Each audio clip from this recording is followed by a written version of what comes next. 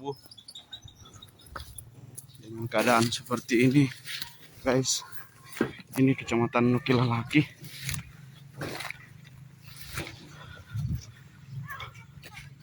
Rumah ini salah satu rumah warga ini yang tunggu mohon bantuannya.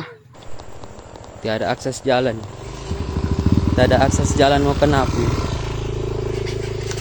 Orderan. Putus.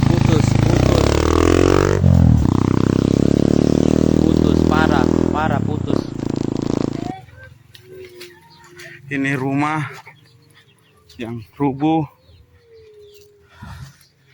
Hampir semua rumah ini.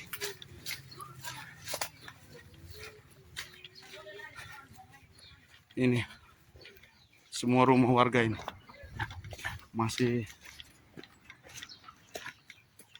gempa.